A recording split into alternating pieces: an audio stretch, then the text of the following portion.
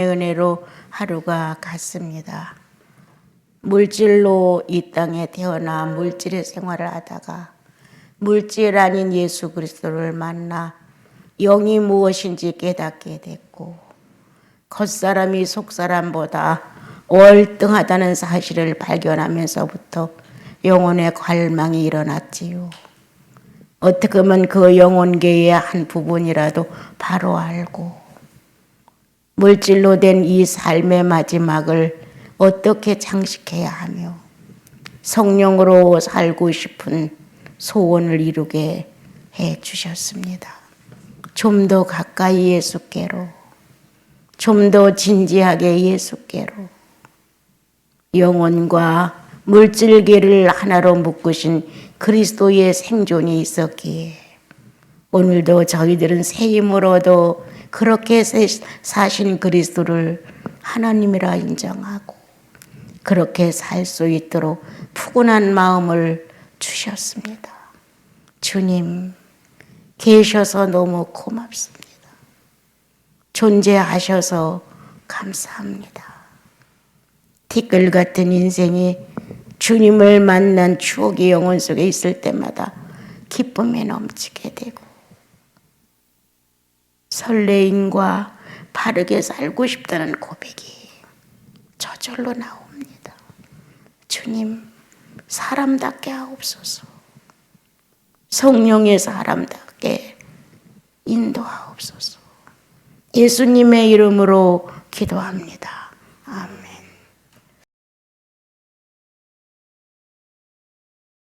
처음에는 예수 그리스도를 영접하고 나선 개인의 구주가 가장 소중하다는 걸 깨닫죠.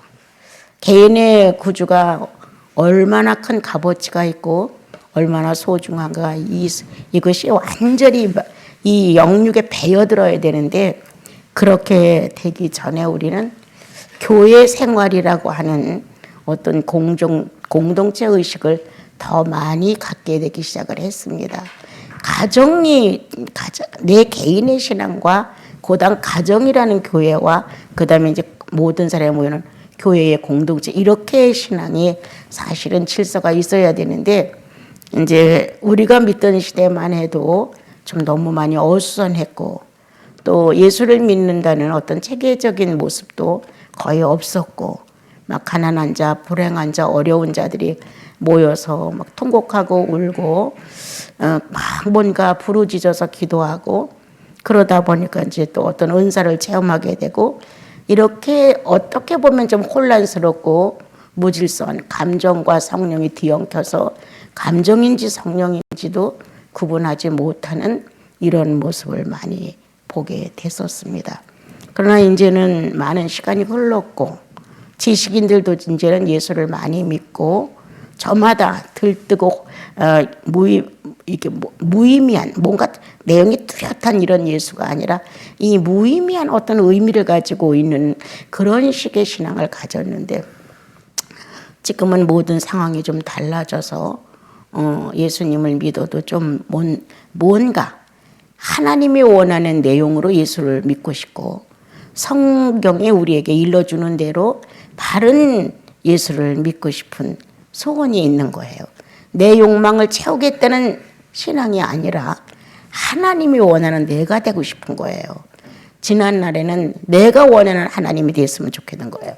내가 원하는 예수 그리스도, 내가 원하는 성령님, 이렇게 되다가 또 내가 바라는 하나님이 아니 될 때는 자신감이 없어지는 거예요. 자기 안에.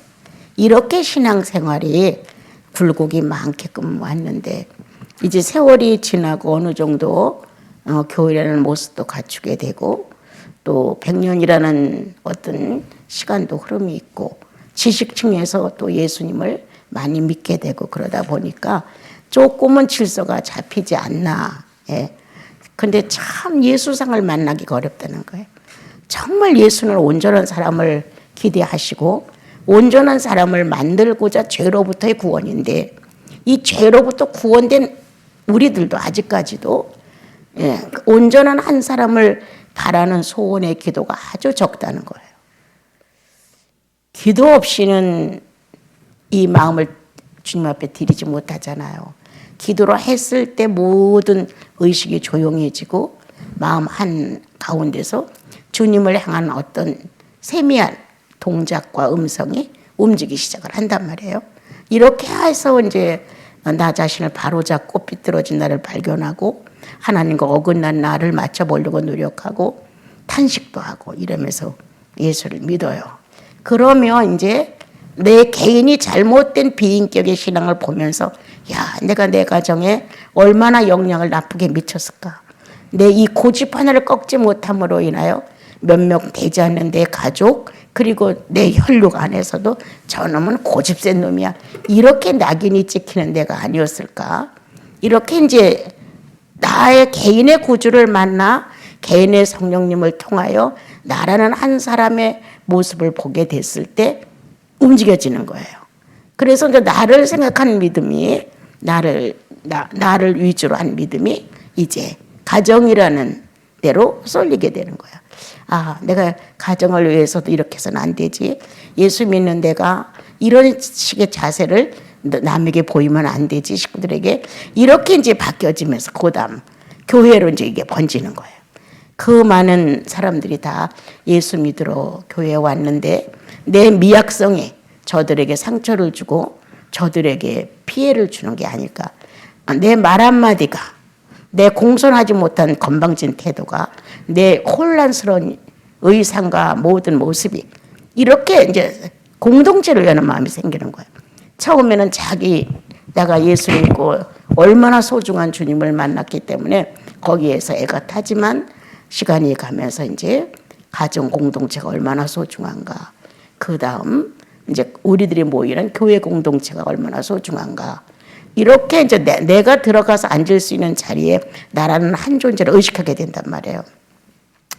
내가 예수 믿은 게 너무 귀하게 느껴지는 사람은 절대 열등하지 않습니다.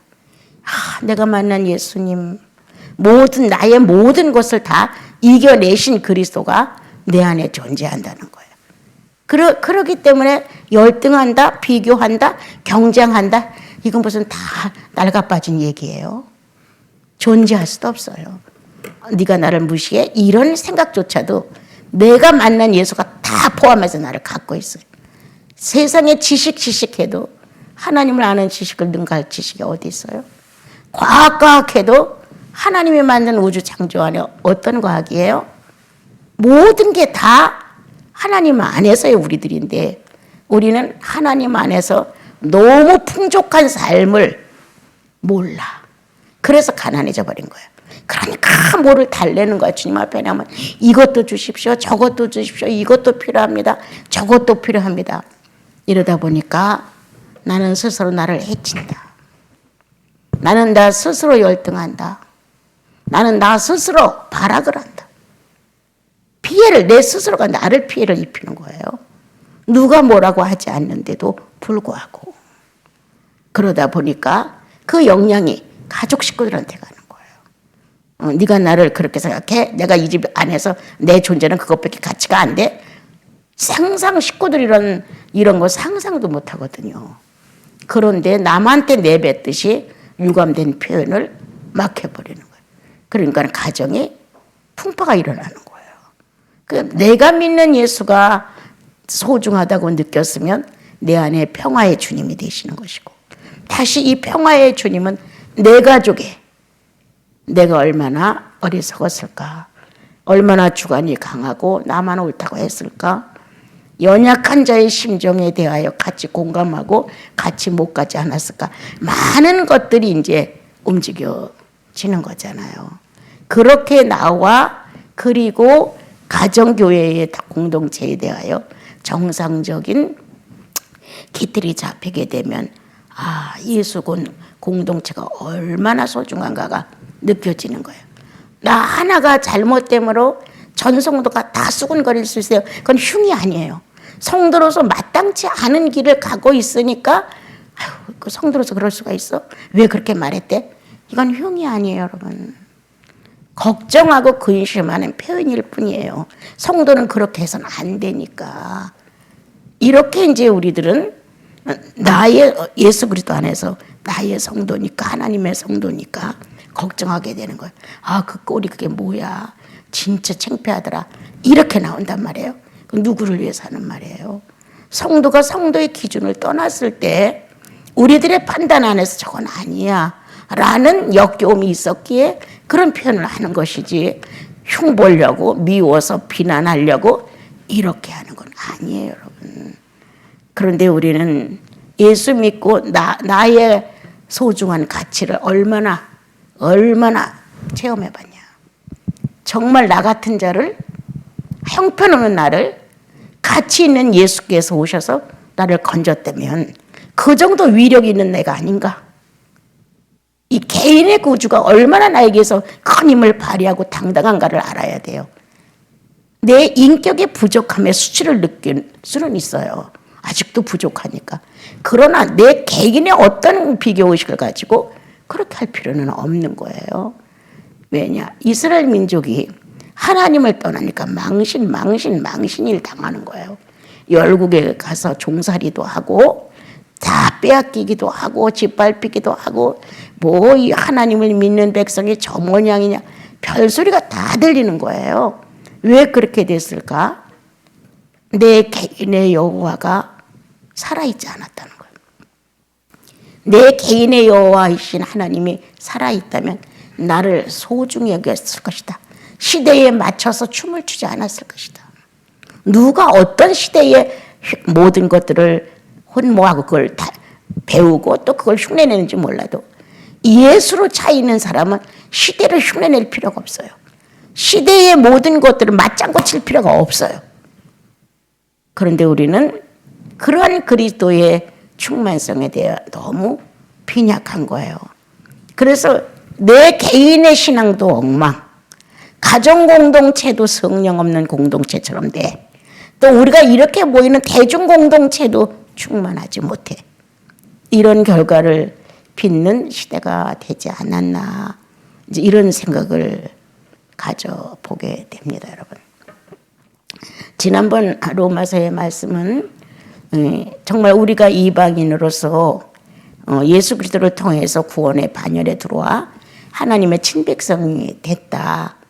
그런데 유대인들은 아직도 메시아가 오지 않았다고 그리스도를 받아들이지 못하고 자기들의 완고성 때문에 지금 망하고 있다. 그런데 행여나 하나님의 시선이 유대인을 떠나겠느냐? 절대 안 떠난다. 선민이고 성명이라는 제일 먼저 하나님의 선택권이 거기에 있었기 때문에 안 떠난다. 그들이 이렇게 불순종하고 하나님을 배도하는 일을 했기에 복음이, 구원이 이방인에게로 가서 그들로 하여금 질투를 느끼게 하시는 기간이 왔다. 지금이 그런 기간이다. 그래서 하나님께서는 이제 이방인 너희들이 구원을 받고 친백성이 되고 친자녀가 됐는데 교만 떨지 마라. 자랑하지 마라. 그들보다 너희들이 뭐 좀 더 나은 게 있어서 구원을 받았느냐? 아니다. 하나님의 계획 속에 그 시대에 너희들이 접근되어 온 것이다. 하나님의 시간이 흐른단 말이에요. 하나님의 시간이 흐르는 것 중에 그 기간에 예수 그리스도를 만나 구원을 받아 유대인이 자부하는 선민이야 성민이야를 능가할 수 있을 만큼 성령 경험을 저마다 할 수 있다, 믿음으로. 그렇지만 그들보다 너희들이 더 낫다고 생각하지 마라. 이 시간 뭔가 내가 저보다는 낫다는 걸로 나 자신을 오해하고 있는 것이 아닐까, 우리는. 그래서 정말 선민이다 성민이라는 이 거룩한 백성의 칭호가 수치를 드러내고 허벅지를 드러내고 이렇게 많은 사람들을 통하여 손가락질을 받게 하는 이런 모습은 아닐까. 그러면서 주님은 자긍하지 마라. 원가지도 꺾으신 그분이 내가 선택했고 내가 언약을 했고 할례를 주었고 내가 율법을 주었고 이렇게 한 백성도 아니라고 교만을 떨었을 때 꺾었다. 그렇다면 이방인인 너희들이야 더하지 않겠느냐. 이렇게 정확하게 선을 그으셔서 우리 이방인으로 하여금 건방을 떨까봐, 잘난 척 할까봐, 하나님에 대한 지식도 없고 율법도 없고 성령도 모르고 제사법도 모르는 무지한 상태에서 구원을 받은 우리들이에요. 그들은 암만 그래도 제사법이 있고 율법이 있고 정말 여호와라는 이름이 있는, 없어지지 않아요. 그러한 사람들과 우리들 주님이 비교하면서 그렇게 되는 이유가 뭐냐? 교만이야. 교만은 그렇게 만든다. 사람을 완전히 아주 파괴하죠. 파괴. 그렇게 만들어 버리는 것이 교만이다라고 주님이 말씀하시면서 절대 나서지 마라, 까불지 마라, 자긍하지 마라, 교만하지 마라라고 이렇게 경고를 우리에게 해주셨어요. 그러면서 이제 오늘 읽은 것 중에 형제들아 너희가 스스로 지혜 있다 하면서 이 신비를 너희가 모르기를 원치 아니하다. 이방인의 충만한 수가 들어오기까지. 네, 이것 때문에 옛날에 참 많이 고민했어요. 이게 도대체 뭔가 이렇게. 그렇다고 지금 내가 정확히 이걸 밝힌다는 건 아닌데 하나님의 숫자는 아무도 모른다. 이 충만한 수가 도대체 언제까지고 뭐고 막 내가 이렇게 막 고민을 했었는데 이제 내 마음에 전달되는 어떤 의식이 있었는데 하나님의 숫자를 그렇게 알려 하지 마라. 그러는 바람에 14만 4천이라는 걸 애곡하게 됐다는 거예요. 하나님의 숫자라고 생각을 하고 그것만이 구원받은 사람의 숫자라고 얼마나 이단들이 많이 나왔어요. 그런 폐단이 생긴다는 거예요. 근데 어떻게 내 속에 조금 알려졌냐면 부르시는 범위 안에서 얼마든지 주께서 부르시는 범위 안에서 얼마든지 다 주님은 그리스도를 통하여 받아들인다는 거예요. 다 영접한다는 거예요. 우리가 이 세상에 살면서 예수님을 만나면 우리가 영접했다고 말하잖아요. 우리가 예수님을 영접했어. 그런데 성경은 하나님을 영접해 주는 거예요. 네. 그래서 이렇게 서로가 받아들이는, 주님은 나를 받아들이고 나는 주님을 받아들이는 이 수는 부르시는 이의 마음 안에 얼마든지 정해진 숫자가 아라비의 숫자로 평가되는 게 아니라 얼마든지 그거는 신의 숫자라는 거예요. 이제 이러한 내용을 읽으니까 성경이 조금 좀 쉬워지네 이런 마음이 지난 시절에 있었어요. 그래서 이제 그 시간 동안 이스라엘 민족은 혼미해진다, 둔해진다, 이렇게 좀 뭔가 완고해진다. 중요한 건 우리들 마음이 나야. 이게 문제예요. 이게 완고거든요. 이 나라는 이 자아가 에고즘, 나야. 이렇게 되면 하나님과 거리가 멀어져요. 그래서 이제 일반적으로 우리가 표현하는 거, 너무 고집이 세. 그게 뭐냐면 나야. 이렇게. 처음에 말했듯이 공동체는 어떤 게 공동체냐? 사랑의 공동체라고 하는, 사랑의 가정이라는, 사랑의 교회라는, 나 개인도 공동체예요. 그리스도와 내가 성삼위 안에 들어있으니까요. 여기에는 순종과 존중이 생활화되지 않으면 안 됩니다. 1000번, 10,000번 내가 예수를 믿고 지금까지 사람 느끼는 거는 늘 순종의 자세. 내가 순종할게요. 이게 아니에요.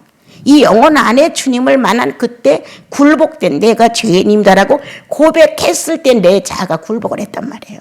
그 굴복된 내 자아의 모습이 늘 순종하고 싶어요.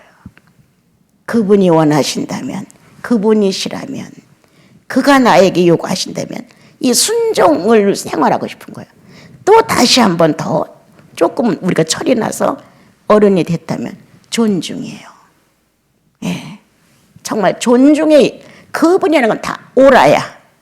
순종은 옳지 않거나 옳거나 그냥 이해라고 대답을 하지만 존중은 같이 딱 치수를 맞춰보는 거예요.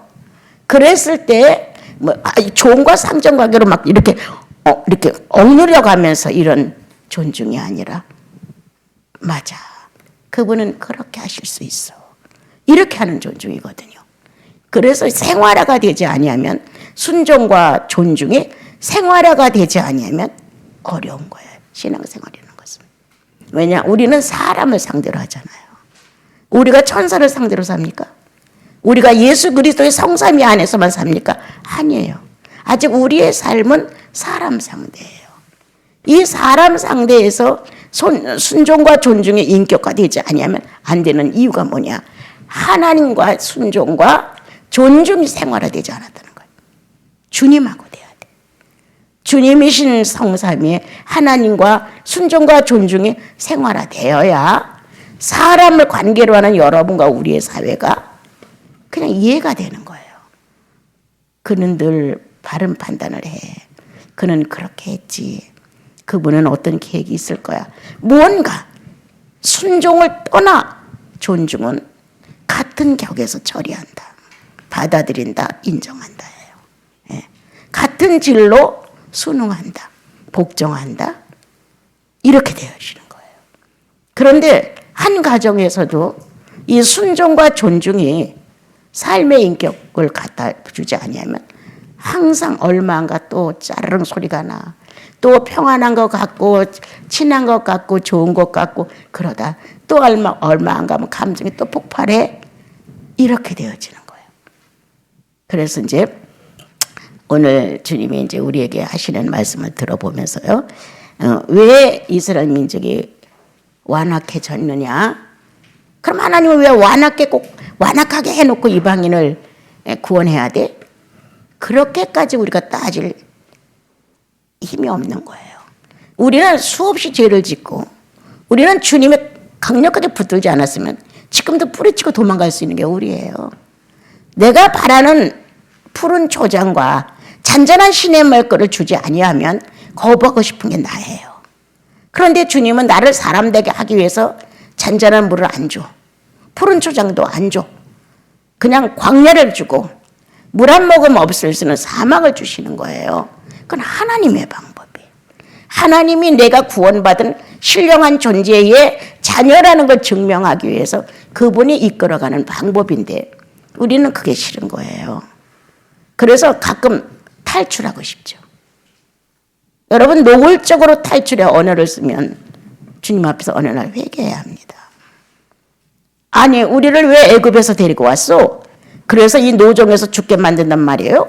너의 여호와는 능력인 줄 알았더니 별거 아니라구나. 강야에서 사람을 죽게 하는 거 보니까 이런 식으로 상대를 할까 봐 모세는 여호와여 그리하지 마옵소서.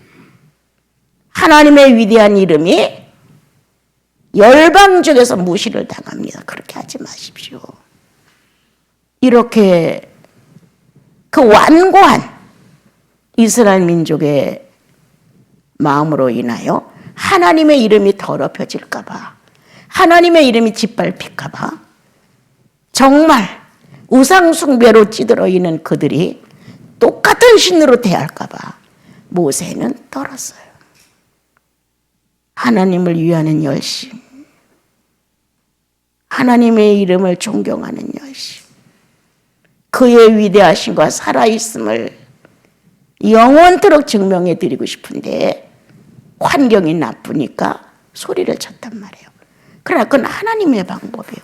그렇게 안 하면 이 민족은 정상적인 하나님의 백성의 구실을 할 수가 없으니까 완악하게 했다. 완고하게 됐다. 패역하게 됐다. 그렇게 해서 이스라엘 하나님의 은혜의 때는 이방인에게로 갔다. 지금은 이방인을 살리는 때다. 유대인을 살릴 때에는 빛이었고 유대인이, 이방인은 어둠이었다. 그러나 지금은 이방인이 빛이다. 유대인이 어둠이다. 하나님의 시대의 방법이지 사람이 왈가벌고 한다고 이거 변하느냐? 안 변합니다. 하나님의 계획은 철저함으로 우리의 생각대로 안 됩니다, 여러분. 그의 전지전능하심 속에 하나는 자기를 변경할 수 없다는 겁니다. 하나님이시기 때문에. 그게 지존입니다, 여러분. 존재한다는, 스스로 존재한다는 거. 이러한 주님으로 나와 여러분이 거듭났어요. 이분의 속성으로 나와 여러분이 구원받았어요. 이분의 살아있는 활동성에 의해서 나와 여러분은 구출이 된 거예요. 그러므로 여기 이제 20 밑절에 6절인가 보면 구원자가 시온에서 오사 야곱에게서 경건하지 않은 것들을 돌이키시겠고 이렇게 있어요. 예. 이스라엘 민족이 타락할 대로 타락하고 우상 숭배를 많이 하고 경제 때문에 무역을 막 음란하게 하고 이러한 타락된 불경건한 모습이었단 말이에요. 이스라엘 민족이. 이방인과 같이 놓았을 때 저울추는 거의 같았어요. 하나님을 믿는 이스라엘 민족의 음란이나 경제 음란이나 정치 음란이나 다 같았다는 거예요. 이방인의 경제 음란이나 정치 음란이나 같았다는 거예요. 그러한 시대에 하나님께서 하나님의 구원자, 그때는 이제 앞으로 오실 메시아였겠죠. 메시아 때가 오면 경건치 않은 것들을 돌이키시겠고 그분이 하신다는 거예요. 그래서 이렇게 타락된 어느 시대가 예언자들이 예언한 것들이 완성을 보는 시대로 들어간다. 그런 내용의 그 밑에까지가 이 예언자는 메시아 때가 되면 이렇게 될 것이다. 이 예언자는 이렇게 될 것이다. 아주 예언자들마다 주님의 오심에 대해서 그 결과에 대해서 성령이 오시고 재림이 이런 쭉 그것을 설명하셨다면 그때부터 그래서 이루어진다. 구원자가 오게 되면 선지자들이 예언하는 것들이 이제 완성을 보는 때가 된다. 그게 지금 우리가 믿는 예수의 시대다. 구약을 인용해가지고 그렇게 가르쳐 주고 있죠. 그래서 나와 여러분, 예수의 오심은 불가능을 가능케 하는 것이다. 예, 불가능을 가능케 했어요. 나는 불가능한 존재였다는 거야. 선에 대하여, 의에 대하여 나는 불가능한 존재였어요. 지식에 대하여 어떤 것도 나는 불가능한 존재였어요. 죄인이라는 이 말 한마디가, 죄인이라는 이 단어 하나가 나를 불가능하다는 존재로 인정을 하게 된 거예요. 누가 나를 불가능하다고 한 게 아니에요. 그런데 그 불가능한 존재인 나를 하나님이신 그리스도가 오셔서 가능케 했다는 거예요. 이 놀라운 소식을 듣고 나와 여러분이 이 가능에 접해져 갖고 의인이 됐어요. 이젠 그 누구도 훔쳐갈 수 없는 완전한 이름 하나가 의인이에요. 죄인이라는 이름은 완전 불가능이었어요. 어떻게 할 수 없는. 그런데 하나님이신 그리스도가 오셔서 구원주로 등장하심으로 나와 여러분을 어느 누구도 손댈 수 없는, 빼앗아 갈 수 없는, 망가뜨릴 수 없는 의인이라는 것으로 축복을 해 놓으셨어요. 이제부터 나와 여러분은 성경을 이루어가는 사람들이다. 앞에 많은 선지자들이 예수님을 예언을 해놨는데 예수 그리스도의 모든 사역이 거쳐간다.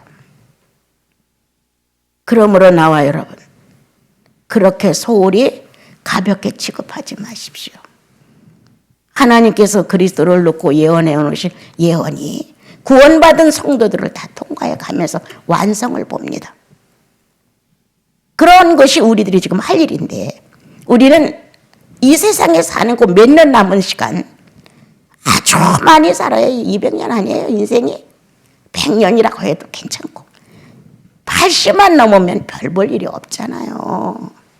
옛날엔 70만 넘으면 별 볼 일이 없다랬는데 지금 그렇지는 않은 것 같아요. 이렇게 짧은 나와 여러분에게 영원이라는, 영생이라는 단어를 손에다 꽉 쥐어줬단 말이에요. 어떤 구원주냐 이거예요. 어떤 구원주. 나와 여러분이 생산을 못했다고 생각합시다. 전혀 불가능했다고 합시다. 그런데 어느 날 사라를 찾아와서, 야, 너 아기 가질 수 있어. 모든 형편은 100% 불가능이야. 그런데 난데없이 하나님은 바보처럼 이 불가능한 현실에서 너 아기 가질 수 있어, 자식을 낳을 수 있어, 이렇게 외쳤다는 거예요. 그런데 하나님의 말씀은 능력이 있어서 정말 불가능한 거기에 아기를 주셨어요. 이거보다 더 불가능한 게 어디서 우리도 사회에서 지금 나와 여러분이 살아가는 것 중에서 이 아기를 낳을 수 없는 불가능의 사라의 몸에 가능케 하신 이 하나님의 자신의 일을 해낼 수 있었던 이 놀라운 사건. 우리는 뭐가 얼마나 불가능해? 뭐가 얼마나 불가능하냐고. 그것만큼 불가능하냐고 여러분들 살아가는 게. 아니죠. 소리치십시오 속에서. 아닙니다. 사람만큼 불가능한 나는 아닙니다. 그런데 나는 내 사건은 다 불가능한 것 같은 거예요. 안 될 것 같은 거예요. 이게 무슨 모양이냐. 구원받은 자가, 성령 있는 자가 억울하지도 않냐. 나사렛 예수가 정말 십자가에서 나를 위해서 그런 고통을 감수했다고 하는 걸 누누이 들으면서도 나는 불가능해. 나는 안 돼. 이렇게 생각한다는 거예요. 여러분, 오늘 내 구원은 가치 있다. 내가 이룬 것이라면 가치가 없지만 주께서 이루신 것이기에 가치가 있다. 나를 구원하신 주님은 불가능해서 가능케 하셨고 그 많은 선지자들의 예언이 완성될 수 있는 행렬에다 나를 세워주셨다. 나는 누구냐? 그리스도의 완성에 포개가는 한 사람이다. 그러면 누구냐? 사역자라는 거예요. 하나님께서 세우신 지구의 인생들과 임마누엘, 내가 함께 살아. 얼마나 멋있는 말이겠죠? 내가 너희들과 함께 살아. 거기에 한 페이지를 장식해 가는 게 나와 여러분이라는 거예요. 그럼 내가 그만큼 우수하냐? 그만큼 정직하냐? 내가 그만큼 거룩하냐? 내가 그만큼 뛰어나느냐? 지혜가 있고 지식이 있느냐? 아니라는 거예요. 그러면 어떤 것이냐? 부르신 이가, 선택하신 이가, 예수 그리스도를 주어서 가능케 하신 이가 당신의 이름을 위하여 의의 길로 인도하신다는 거예요. 네, 당신의 이름을 위하여. 우리는 가끔 우리들이 그러잖아요. 주님을 생각해서라도 그렇게 하지 마십시오. 내가 수치를 받고 내가 창피를 받고 무시를 당하는 건 괜찮지만 주님이 그렇게 되시는 건 안 됩니다. 이런 마음을 우리가 쏟고 기도할 때가 있잖아요. 주님 그렇게 하지 마세요. 나는 괜찮아요. 그러나 주님이 그렇게 업신여김을 받는 것, 그건 옳지 않아요. 이런 기도를 우리가 가끔 주님 앞에 드릴 때가 있지 않아요? 오늘 이제 나는 가능해. 얼마나 힘이 있어요. 그렇지 않아요? 그러니까 누워서도 그러잖아요. 그렇습니다. 불가능을 가능케 하신 당신이기에 주여 가능합니다. 내 인생으로 따지면 전혀 불가능. 일도 없어. 소수점도 없어. 그런데 가능하신 그분이 전능하시다는 존재의식이 오늘도 속죄형 예수를 통해서 이 육체 안에 성령으로 존재하신다는 거예요. 그러므로 자 거기 여기가 안경이 안 보여요. 27절로 가면은 죄를 없이 할 때에 그들에게 이루어질 때 언약이라. 그럼 죄가 언제 없어져요? 구약에는 제사를 지내서 일시적이었어요. 그러나 우리는 예수를 믿었어요. 예수를 믿는 그날부터 죄는 우리에게 먼 곳으로 떠날 수 있게 주님이 장치를 해놓으셨어요. 영원 앞에 그 죄가 활동할 수 없게끔. 그러므로 우리는 날마다 의로운 생활을 향해 전진해 나가는데 조금은 미약해서 못 미칠 때가 있고 조금은 능력이 있어서 할 때가 있는 것이지 죄를 짓는 대로 들어가는 건 아닙니다. 주님은 죄를 모르시는 고로 죄를 기억하지 않으신다 하셨어요. 너희들 같은 인생이나 죄에 대해 해당이 되는 것이지 여호와 그분은 죄와 상관이 없다 하셨어요. 그분이 우리를 속죄해 주셨어요. 구원하셨다는 거예요. 그러므로 죄는 날마다 나로부터 없어지는 것이다. 소멸되는 것이다. 날마다. 오늘 조금 잘못했다고 죄가 붙어있냐? 내일 조금 잘못했다고 또 붙어있냐? 죄는 이미 소멸되는 것인데 내 의지가 용납을 못하는 거야. 이게 불행해지고 우리 예수인들이. 우리 예수인들은 내가 뭔가 조금 어긋나게 되면 불안해. 뭔가 잘못된 것 같아. 초조해. 그리고 뭔가 불쾌해. 짜증나. 이렇게 생각한다는 거예요. 그거는 구원의 능력, 죄를 소멸하시는 그리스도의 구원성에 대하여 우리가 미약하다는 거예요. 그렇다고 이 죄를 계속 짓느냐? 당장 주님 잘못했습니다. 이렇게 고백하는 게 나와요, 여러분 아니에요? 주님, 내일은 내가 산뜻하게 일어나 당신의 이름을 영화롭게 할 거예요. 이렇게 우리들 자신은 그리스도라는 분이 늘 회복이라는 단어로 찾아오시잖아요. 그러므로 죄가 존재할 수 없다는 거예요. 계속 없어져요. 죄는 오면 소멸되고 오면 소멸되는 것이에요. 그렇게 어마어마한 축복을 받은 것이 메시아 하나님의 구원주 예수 그리스도를 통해서 구원받은 사람들의 특권이에요, 여러분. 지지하게 살면 안 돼요. 그렇다고 죄를 다 용납하고 죄를 다 흡수하는 거 절대 아니에요. 어쩌다가 삶을 살아가면서 헛디딜 때가 있을 때, 양심을 더럽힐 때가 있을 때, 뭔가 내 이기심에 의해서 다른 사람을 상처를 줄 때 다 있다는 거예요. 그런데 그게 아무렇지도 않아? 의인이 어떻게 감각이 그렇게 없겠어요? 뭔가 있다는 거예요. 그러면 그 당시에 주님 앞에 혼자 결심하는 거 나름대로. 아, 오늘은 실수했습니다, 주님. 이렇게도 할 수 있고, 주여, 난 내일은 달라질 거예요. 뭔가 상대가 있어. 나를 정복하는 상대가 있어. 뭔가 내 고백을 받아내고 그럼 그렇지 라고 긍정해주는 분이 있다는 거예요. 그러니까 그 능력에 의해서 자신도 모르게 아우 주님 내일은 잘할게요.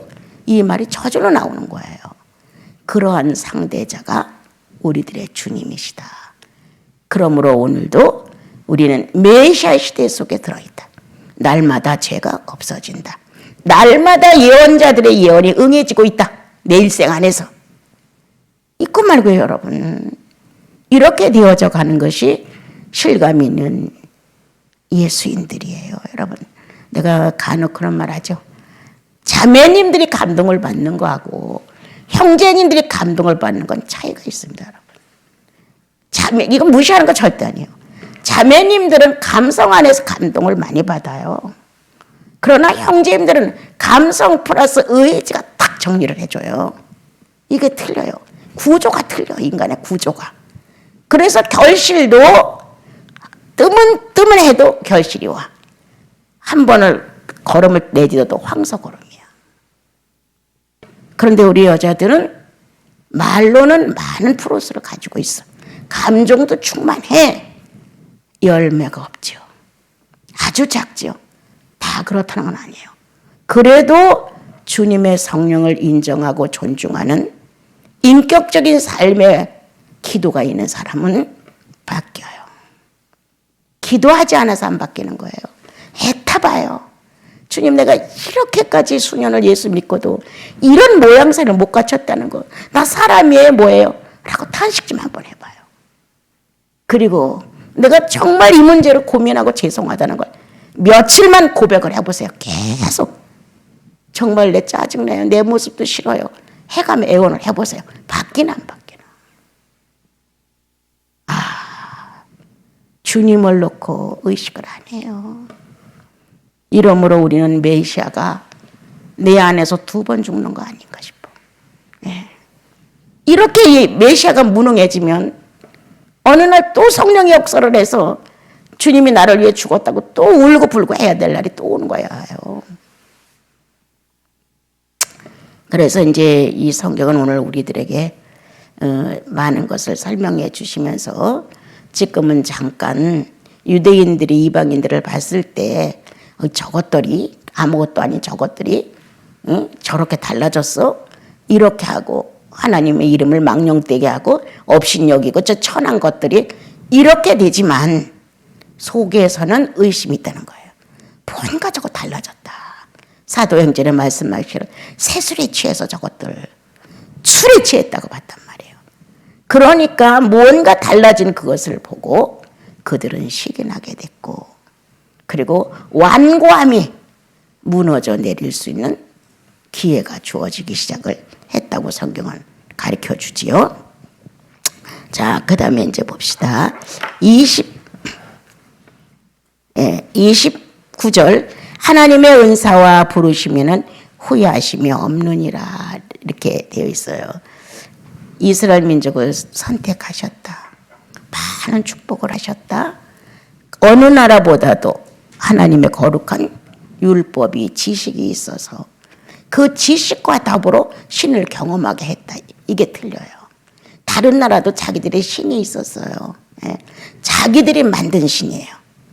하나님은 나는 여호와라. 당신 자신이 찾아오셔서 당신을 소개했어요. 그런데 다른 신들은 우리가 만들어 놓고 신이라고 불렀어요. 이게 틀려요. 존재하시면서 당신을 알리신 신, 그건 하나님의 신이에요. 그런데 우리가 믿고 인정했던 신은 내가 원해서 만든 사람이 만드는 수곡물이에요. 수곡물. 이게 차이가 어마어마한 거예요. 그래서 하나님이 은사와 부르시면 후회가 없다. 그분은 정확하다. 그분은 실수하지 아니하신다. 사람의 미처 생각이 미달이고 거기까지 헤아릴 수 없는 신적 뇌에 대하여 접근할 수 없을 만큼 유한적이라서 이해를 못하는 것뿐이지, 하나님 자신 자체가 우리를 이스라엘 민족을 불러 그렇게 고약을 떨고 배신해. 그런데도 여전히 하나님의 계획은 쉬지 않고 진행되어서 내가 참의 여자의 후손인 그리스도가 딱 나타난 거예요. 자, 그렇게 메시아를 이스라엘 민족을 통해서 끝내 보내신 거예요. 약속했잖아요. 많은 선지자들을 통해서 메시아의 시대를 약속했단 말이에요. 절대 후회하지 않는다. 내가 네 민족을 넣고 아브라함과 야곱과 이삭을 통해 약속한 대로 네 혈통에서 메시아가 나온다. 변하지 않는다. 오늘 나와 여러분, 그리스도 안에서 부르심을 받았다. 그들은 그 당시 주께서 아브라함을 통하여 부르셔서 줬죠. 우리는 예수 안에서 부르심을 받은 거예요. 아브라함의 혈통을 통하여 부르심을 받은 게 아니라 한 시대가 끝나고 한 시대의 개혁이 이루어지면서 예수 그리스도가 하나님이신 분이 성육신 되어 이 땅에 오셔서 그 혈통을 통하여 우리가 거듭나게 된 거예요. 그런데 그 부르심에 후회가 있을까? 아브라함을 통하여 부르신 부름에도 후회가 없다 하셨는데 예수 그리스도를 통해서 그분의 백성이 되는데 그분이 후회하겠는가? 그렇게 하지 아니하신다. 결코 그렇게 될 수 없다고 성경은 가르쳐줍니다. 그렇다면 천국은 개선돼야 돼요. 부르심의 후회가 있다면, 은사의 후회가 있다면 거기에 맞는 나라가 형성돼야 돼요. 하나님 자신은 변개될 수 없습니다. 그러므로 나는 후회하지 않아. 아담이 선악과를 따먹었어도 난 후회하지 않아. 예수 그리스도가 십자가의 못을 받고 많은 사람 앞에서 최고의 망신을 당했어도 나는 내 아들 예수가 죽는 거 후회하지 않아. 이렇게 당당한 자부심을 가지시고 주님은 우리에게 은사를 보내셨다는 거예요. 자, 그러면 조금 더 안으로 들어갈까요? 나에게 가장 큰 은사는 죄인이었다는 거예요. 내가 나를 고백합니다. 내게 꼭 맞는 은사는 죄인이었다는 거예요. 흙으로 사람을 빚으셨다. 신의 물질로 빚은 것이 아니었다. 물질 세계에 물질 어느 것을 선택하여 나를 빚었다. 보이지 않는 세계에 생기를 보아 신의 물질을 넣어서 합해줬다. 그러므로 신의 물질과 만들어 놓은 이 실제의 물질이 합하여 사람이라 일컬음을 받게 된 거예요. 나와 여러분이 예수 그리스도를 만나 이제 이 육체에 대해서 애착하는 것이 아니라 성령에 의해 영을 놓고 우리는 애착하게 되죠. 이 부르심에 후회가 있겠는가? 있을 수 없습니다. 내가 아무리 미련해서 어리석어서 남보다 IQ가 좀 낮아서 다 남보다 훌륭한 게 하나도 없어서 물질 세계에서는 약간 따돌림이 된다 하자. 그분이 후회하시냐? 그건 고민해야 한다. 근데 그분이 후회를 안 하신다는 거예요. 너는 너야. 나는 나야. 당당하지 않으냐? 너는 너야. 모세야. 너는 너야. 나는 나다. 하나밖에 없는 존재라는 거예요. 이렇게 설명을 주님이 해 주셨습니다. 그러므로 우리가 여러 가지 은사를 많이 축복을 받았고 또 그분의 부르심에 죄인이기 때문에 가장 멋진 은혜를 받은 거예요. 최고의 명예를. 은사죠. 그런데 다시 그 죄인을 놓고 의인이라 또 불렀다 이 말이에요. 어마어마한 은사 아닙니까 여러분? 최고의 선물 아니에요? 그럼 죄인된 은사가 없었더라면 의인된 은사가 있었을까? 없었죠. 죄인인 은사가 있었기에 죄인인 선물이 있었기에 의인이라는 선물을 받았을 때 감격하는 거 아닙니까 여러분? 내가 의인됨을, 내가 죄 용서 받음을, 이게 얼마나 우리를 감격하게 만들어요. 참 펄펄 뛰던 짐승 같은 거 푹 찔러서 죽으면 아무것도 아니야. 내가 그 돼지를 경기도 광주에서 모던을 사다가 기를 때 그때 아주 돼지값이 하락돼서 길에다 버릴 정도였었어요. 근데 내가 땅을 빌려가지고 막사를 짓고 모던을 그 당시에 30만 원씩 주고 10마리를 사다 이제 새끼를 베게 해는 걸 했어요. 막났네 이게 자꾸. 근데 아주 나쁜 가격이어서 이런 말 할 수 없이 그냥 길에다 버릴 정도라고 할 때. 근데 어떻게 했겠어요?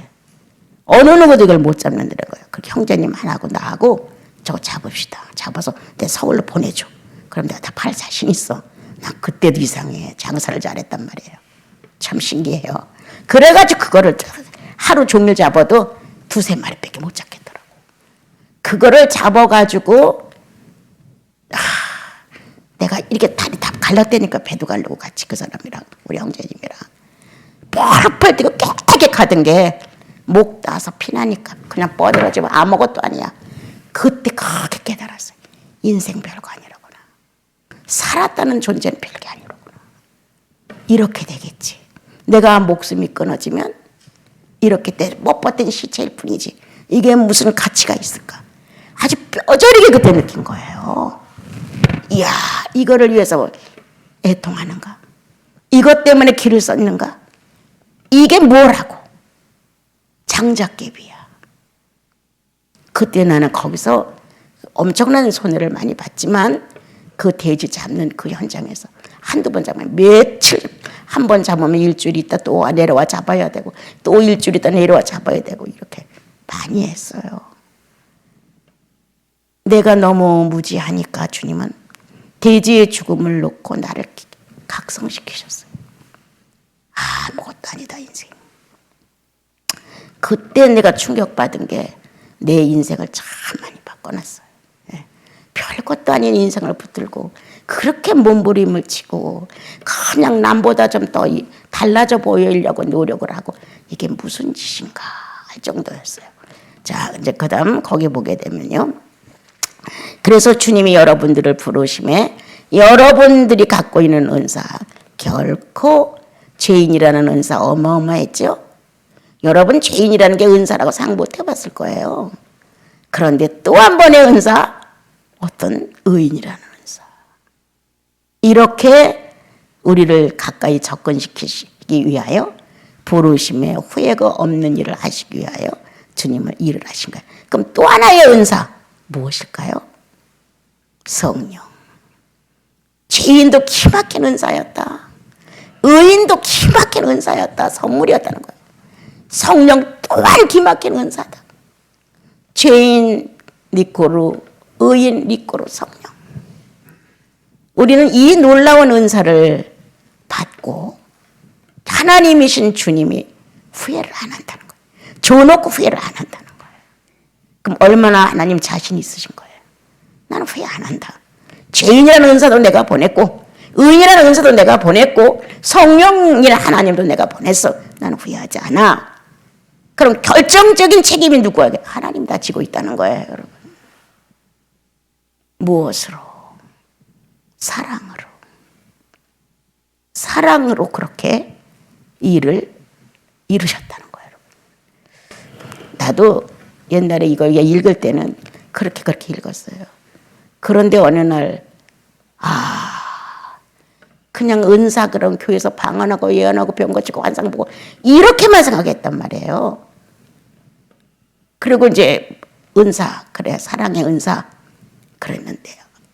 이런 것이 영혼 속에 알려질 때 이야, 최고의 은사를 받았고 죄인이라는 은사 속에 있으면서도 그것도 몰랐네.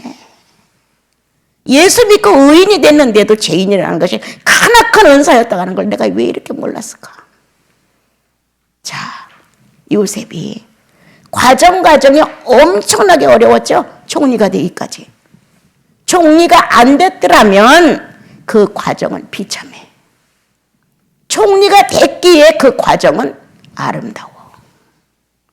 그 과정에 어려움을 겪은 요셉은 이루 말할 수 없었겠죠. 그 고통이라는 것. 그리고 우리가 봤을 때도 그 고통은 달갑지 않았죠. 근데 총리가 되니까 고통이 다 없어진 것 같은 거예요. 그런 과정이 없는 것 같은 거예요. 그런데 요셉의 충만은 어떤 것이었냐? 총리였냐? 아니었다는 거예요. 흉년기에 나이 많은 도 아버지와 형제들을 살리기 위한 하나님의 방법이었고 메시아를 끌어내기 위한 하나님의 수단이었다는 걸 알게 됐다는 거예요, 여러분. 어떤 게 그의 충만이었냐? 총리된 거? 아니다. 자기가 그런 고난을 통하여 하나님이 예비해놓은 방법대로 됐고, 그래서 하나님의 거룩한 메시아의 사업에 대하여 성공할 수 있었다는 거예요. 우리가 볼 때 그는 말했다. 형님들 걱정하지 마세요. 내가 이렇게 된 것은 형님들이 나를 팔아먹은 거 벌벌 떨지 마세요.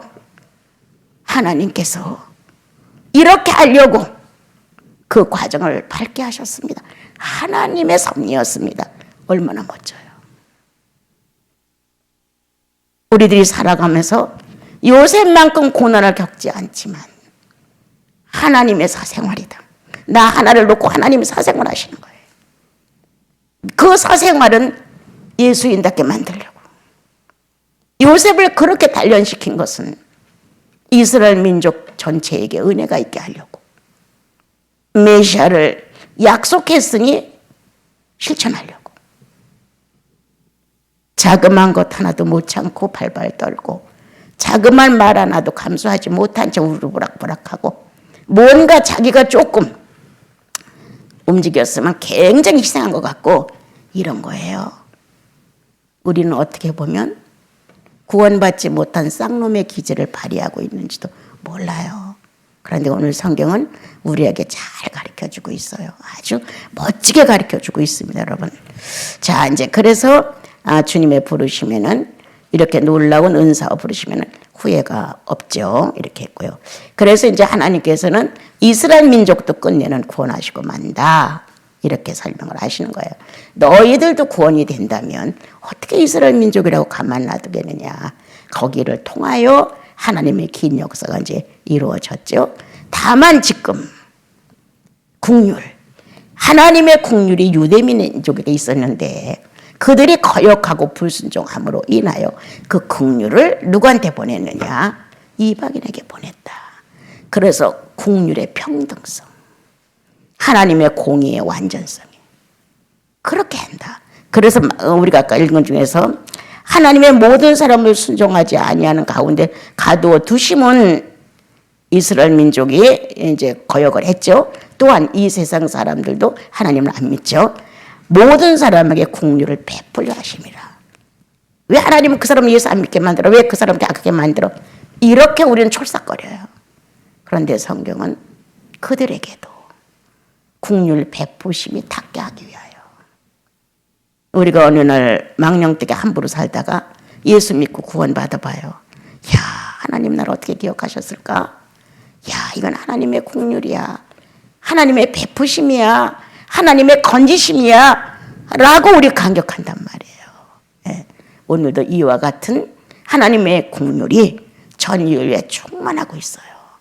예. 그래서 나와 여러분은 긍휼을 흠뻑 받은 사람이다. 죄인이라는 은사 속에 있다가 의인이라는 은사로 탈바꿈, 다시 성령의 은사로 충만. 얼마만큼 긍휼을 받았느냐. 이제 해야 할 일은 긍휼을 내놓는 일이다. 나와 여러분 너무 그렇게 그냥 바짝바짝 옹색하게 그렇게 하지 말고 긍휼을 베풀어 봅시다. 받은 긍휼대로 나도 긍휼을 베풀어 봅시다. 우리는 자꾸 내가 이만큼 했는데 당신도 이만큼 해야 되잖아. 이렇게 계산을 하면서 맞서려고 하는 감정이 너무 많다 우리는. 그러지 말고 내가 하나님께 받은 긍휼이 커서, 하나님께 받은 사랑이 커서, 하나님께 받은 용서가 크니까 나도 이것을 쏟아내리라. 그래서 나시린스톤 여러분들은 탓하지 말자. 긍휼을 베풀어주는 아비와 어미가 됐으면 참 좋겠습니다.